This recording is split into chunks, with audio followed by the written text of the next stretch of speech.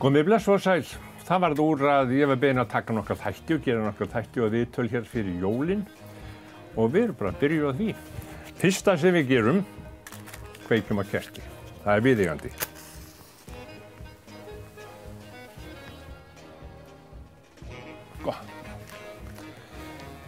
Öðru lagi kynnum við gestinn. Ég veit ekki, hann svo margt sem hægt að segja hann hvað hann hefur gert en hann tengist sjónum alveg frá blautu bassbeini. Hann heitir Freysteinn Bjarnason, vélstjóri eða vélviss, ég þarf ekki eins og að segja það. Freysteinn, vertu velkominn. Þakka þér fyrir. Hvað á ég að titla þig? Bara vélstjóra, en heitir víst vélfræðingur. Vélfræðingur? En maður hefur tekið námið að fullu. En það skiptir engu máli. Og hvað þýðir það? Tekið að fullu, hvað ertu þá búin að læra alveg frá? Já, það eru sko 4 vetur í skólanum og síðan 1,5 ár í smiðju og síðan kemur keyrslutími til sjós. Þannig að fullum réttindum nærðu ekki fyrir eftir svona 7 til 8 ár. Og ertu þá orðin vélfræðingur? Þá er ég orðin vélfræðingur. Og ertu þá sem sagt fær að stjórna og manúera allt í samband við allar vélar á skipum? Nei. En þá líklega verið eitthvað í þá áttina. Já. En það er nú ekki svo. Nei. Bæði er þetta tæknin, hún gengur svo hratt fyrir sig eins og í dag að ég held að ég myndi ekki vera mjög brattur með að fara borð í nýtísku skip. Nei, er það ekki? Ég held ekki. Hvað er langt síðan þú hefur verið borð í skipi í svona vinnu? Það er nú orðið mjög langt síðan. Það var raunar svona, já ég fór síðasta túrin á loðinu með hann Bjarna bróður mínum á Súlunni og það var 2007. Já, það er ekki lengra síðan. Nei, en þar áður var það orðið ansi langt. Það var eiginlega frá því fluttustu til Neskaupstaðar, það er að segja 1986.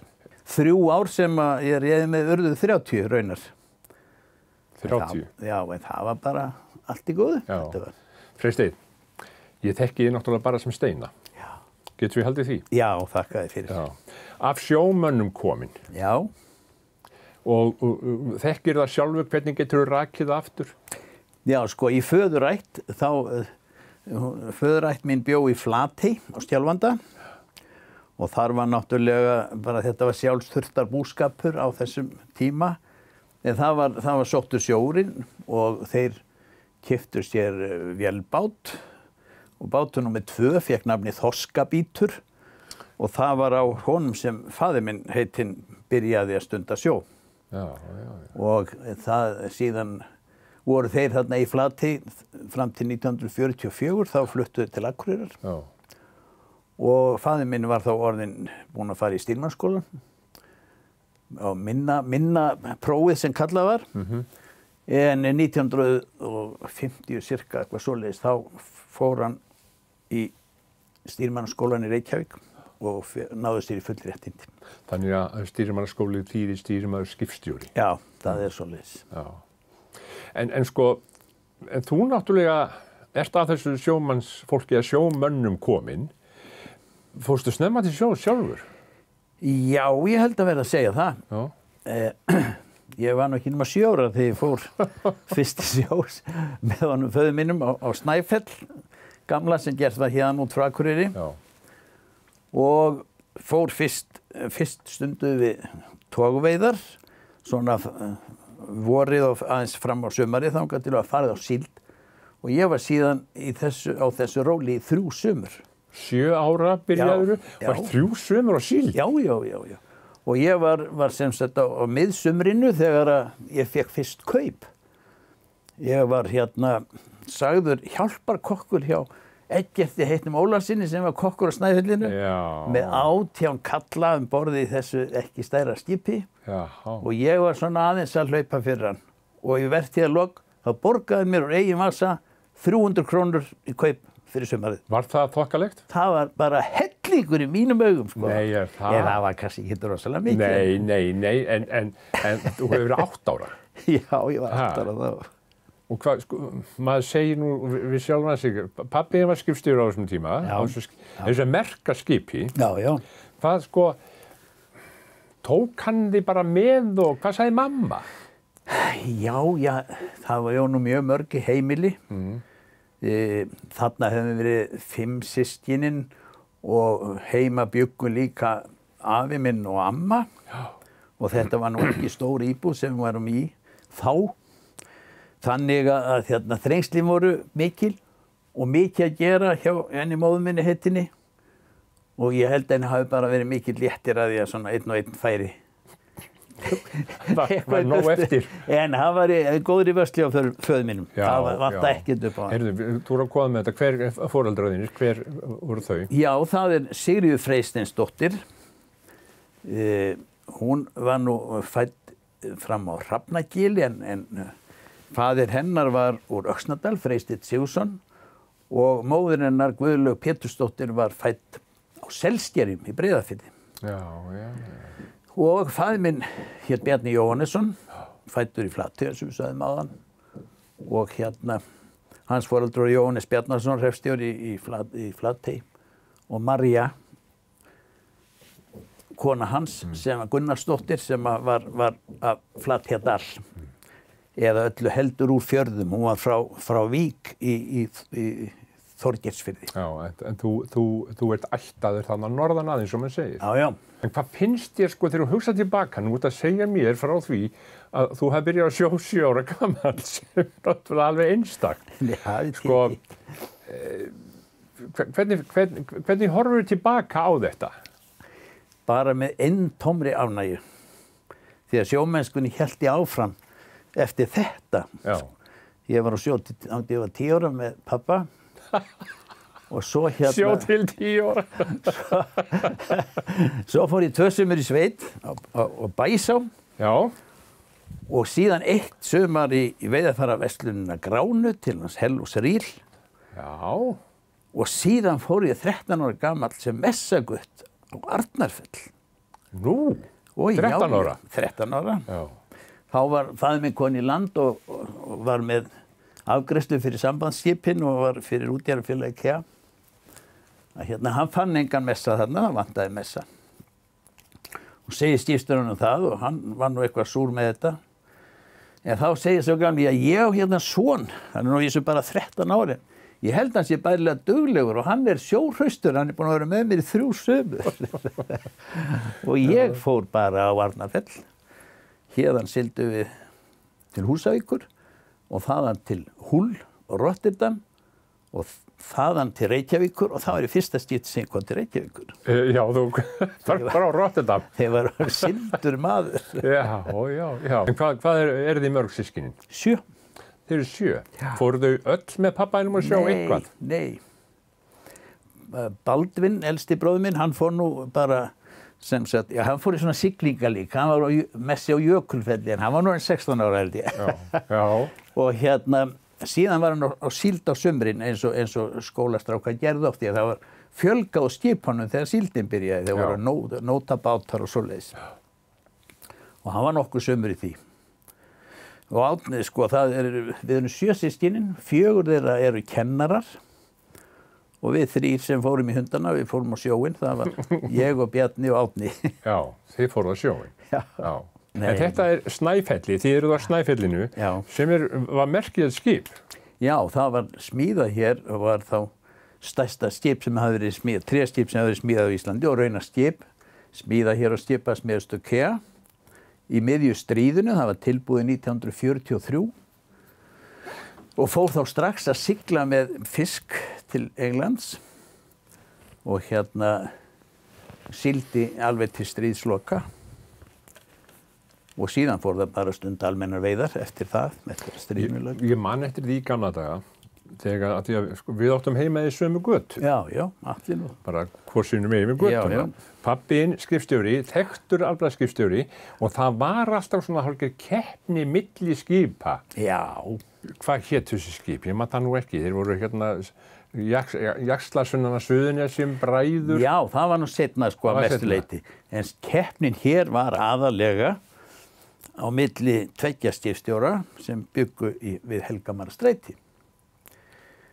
Það var sem sagt pabbi sem var með Snæfelli og Guðmundur Jörundsson sem var með skip sitt Jörund. Já, hann sunnan úr Helgamarastrætinu. Já, þetta heim í Helgamarastræti 28 sem heitir Bjarg. Já. Og já, bara svona, svo þetta sé nú ekki einstæmi, þá var Ævar, sonur Guðmundar, hann var með pappa sínum á Jörundi. Og við erum jafngamlir. Já, ég man að við fylgdust með þessu guttarnir sko. Man hlustaði á útvarpið, Snæfelli kom með svo mörg mál. Já, mál og tunnur. Já, hver munur á máli og tunnu? Já, sko, tunna var viktuð 100 kíló en málið 135 kíló. Já. Ég sjáðu til, sko, á mánudagskvöldum klukkan 22:10 þá var lesin aflaskýrsla Fiskifélags Íslands í útvarpinu. Og ég var búinn að útbúa mér svona dýftamælis pappísrúllu sem var búið að nota. Og þetta var svona eins og maður sá að oft var hringuð upp svona allskyns elementi sem var verið að færa á milli manna í gamla daga. Já. En það voru skrifað, ég hef búinn að skrifa alla bátana á þetta. Þeir voru 230-40 síldabátar þá. Nei. Og klukkan 22:10, fyrsta sumar í mann ég var að ég fekk nú mann, og ég held að það hafi verið sko Baldi heitinn Þorsteins til þess að skrifa fyrir mig, svo ég var ekki nóg fljótur. Já, í lestri. Og þá var skrifað hver einasti bátur var búinn að veiða. Og þetta var bara eins og úrvalsdeildin í fótbolta. Sko. Þetta var svo rosalega spennandi. Já, þannig var það. Þetta er dálítið merkilegt. Það er það. En krakkar byrjuðu náttúrulega miklu fyrr að vinna á þessum tíma, þessum árum. Sko. Já, krakkar sem fóru í sveit fóru þetta til að vinna. Sko. Já. Það var ekki fyrir miklu seinna sem var farið að sko borga með krökkum í sveit. Þau fóru bara til að vinna. Já, en Steini, sko, þegar þú ferð í þetta en sko auðvitað skóli líka, það þýðir ekki að vera bara á Arnarfellinu. Nei, ég var í gagnfræðaskólanum. Ég fór svo í landspróf veturinn sem ég kom allt og seint í skólan hérna og hafði mig nú í gegnum það og fór upp í menntaskólan á Akureyri og Kláraður hann? Nei.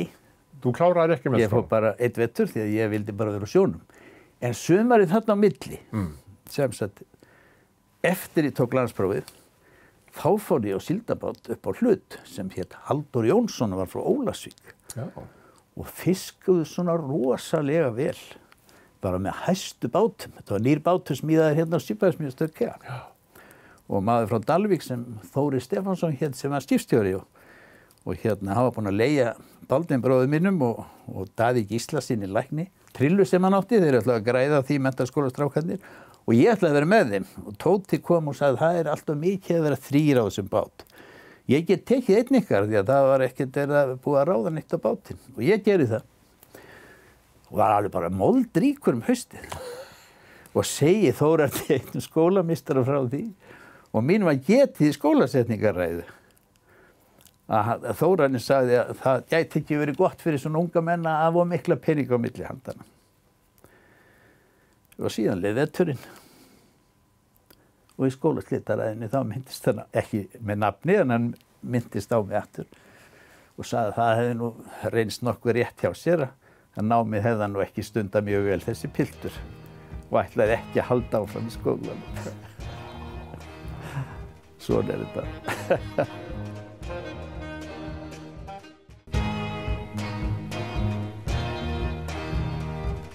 Við erum hérna að spjalla í Hvítum áum. Gesturinn er Freysteinn Bjarnason, sjómaður, vélstjóri og framkvæmdastjóri og framleiðslustjóri, ég veit ekki hvað og hvað.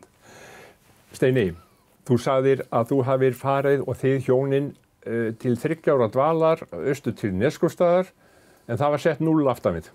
Já. 30 ár. Já, það er rétt.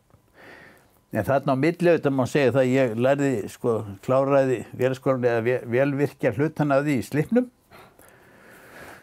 og var síðan ráðinn til UA og átti að fara á skip sem átti að smíða í Slippnum sem aldrei varð nú en Vilhelm heitinn Þorsteinsson hringdi í mig þegar var ákveðið að kaupa togarana 2 frá Færeyjum sem voru kallaði stellubátar og fengu nöfnin Svalbakkur og Sléttbakkur og ég fór sumarið 1973 með 2 skipstjórum og Val Finnsinni, vélstjóra vinn mínum, við fórum á sitt hvort skipið Og þar höfðum við að hanga í rúma 3,5 mánuð Hvar? í Færeyjum Já. af því að það var sjóveð á skipunum, þeir gátu ekki losað þeim. Og hugsaði, þetta var sko 1973, en það kom ekki til greina að við fengjum að fara heim. Við vorum í 3,5 mánuð verklausir út í Færeyjum. Nei. Jú. Bjugguðum borð? Nei, meira sér tíma máttum við ekki koma borðin sinni. Hvað ert það að segja? Þetta var hræðilegt. En hvernig kanntu við Færeyingar? Alveg ljómandi vel. Já. En síðan hérna kom skipið loksins og það var mikil veisla hér þegar við komum í 1. nóvember 1973. Tvö fallegustu skip flotans, alveg viðurkennd, sem komu hér siglandi á fullri ferðin fjörðin og lögðust niður á Torfbryggjuna. Og hún var bara full af fólki, bryggjan. Já, þetta var merkisatburður þegar komið í skip. Heldur betur, þarna komu 2. Já.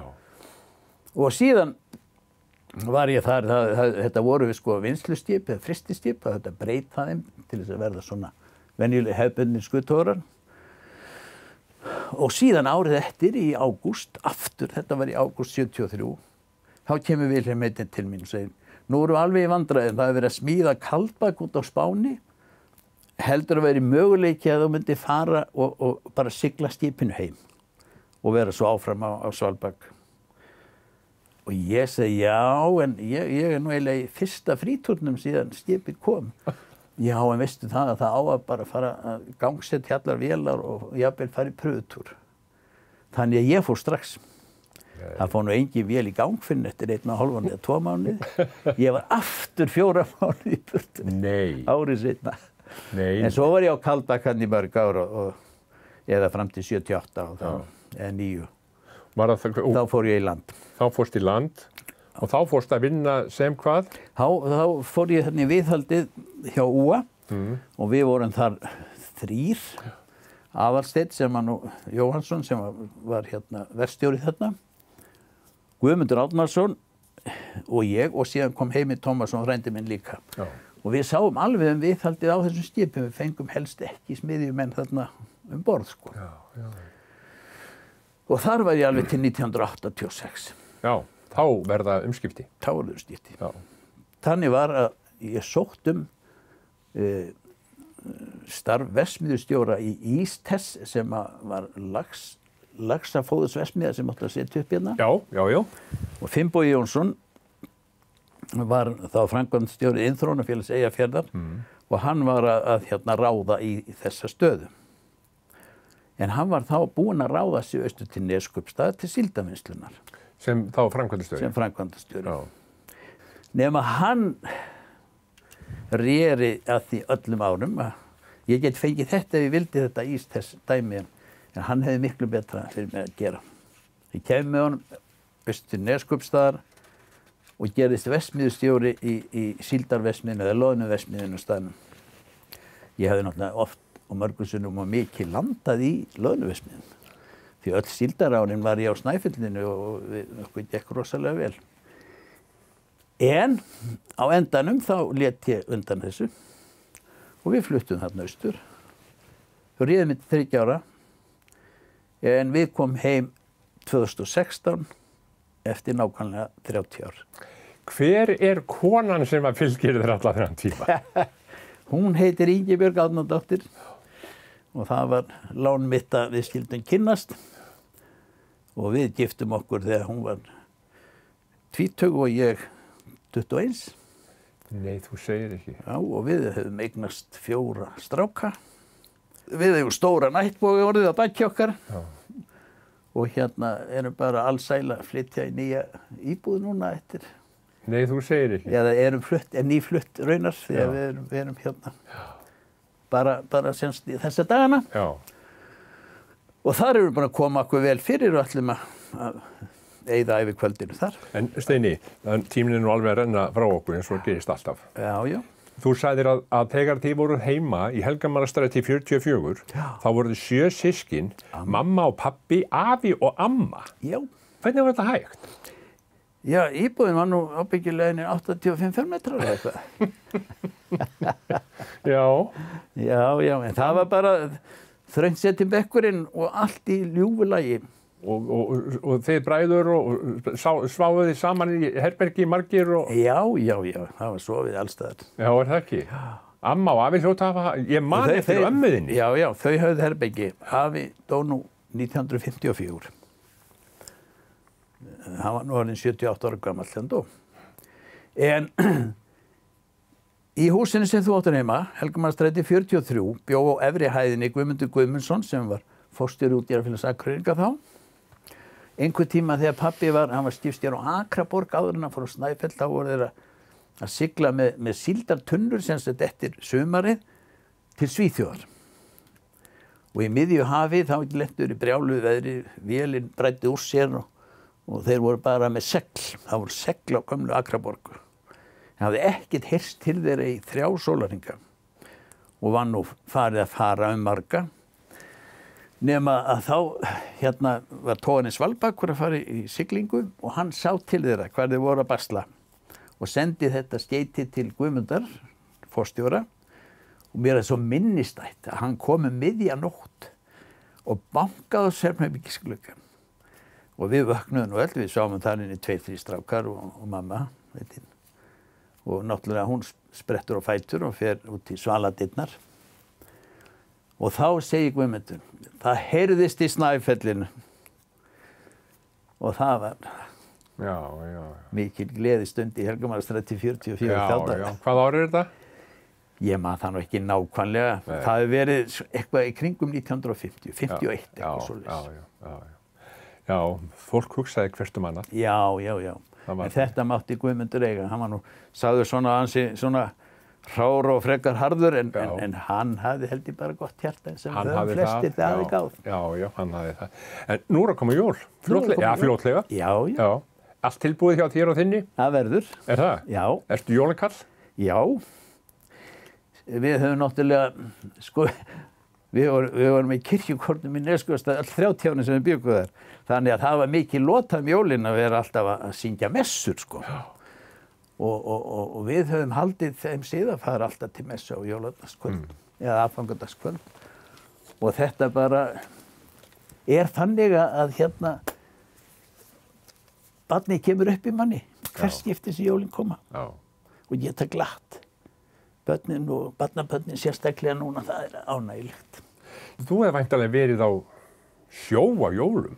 Ó já, oft á? Nei, það vildi mér nú til lánsins á Kaldbak til dæmis, sem ég var nú flest árin, að sá sem var annar vélstjóri hjá mér, eða það sem heitir nú vist fyrsti vélstjóri í dag, því að heitir vist yfirvélstjóri, að hann var einhleypur maður, Jakob nokkur Kárason, og hann vildi miklu frekar verið í land áramótin heldur en jólin. Já. En ég var nú tvisvar út jól, og það var ósköp dapurt. Er það? Já, það var gert vel við mann í mat og allt svoleiðis. En svo að ná heim til að óska nú fólki gleðilega jóla, það var ekkert að því hlaupið, það voru svona margir togarar, að það var bara, ef þeir voru á Vestfjarðamiðum, þá var bara hægt að afgreiða þetta í gegnum Ísafjarðarradio. Og einn í einu? Og svo hlustuðu allir auðvitað. En maður komst kannski ekki að fyrir klukkan svona 10, 11. Já. En það nú ekki jólalegt, sko, eiginlega djöfulegt, að það var flottur matur og allt fínt. Og heldur hafi ekki verið kassi af aki og vindlum. Það var öllum boðin vindill. Ég hafði nú hætt að reykja fyrir 5 árum. En ég hugsaði sem svo, það nú ekki ofgott á helvítina það sem halda mann út á sjóð og ég reykja eitt vindil frá því. Það var leiðið stutt tilbaka. En það stóð nú ekki lengi sem betur verið. En var þetta ekki tilfinningaríkt fyrir marga sjómenn sem áttu lítil börn í landi? Já, hugsaði. Og ekki síst fyrir konurnar, hugsaði þér. Að setja ein með börnin sín. Það sem að stór fjölskyldur eru, þá gátu farið til hún gat farið til foreldra sinna eða minna og haft það þannig gott. En þetta var bara óskaplegilegt. Ég hefði getað að tala við þig sko miklu lengur. Já. En lífið bara svona. Það bara þannig. En ég held ég þurfa að taka þig mynd. Já, og ég bara ætla að óska Akureyringum og öllum þeim sem á þetta horfa gleðilegra jóla árs og friðar og við fyrir nú að losna út þessu fjandans COVID-versinni. Við skulum hafa það þannig. Já. Takk þér fyrir þetta, Steini. Og já, eins og ég segi, hefði getað að tala lengi við þig. Gleðileg jól. Já, gleðileg jól, gestur. Takk þér fyrir.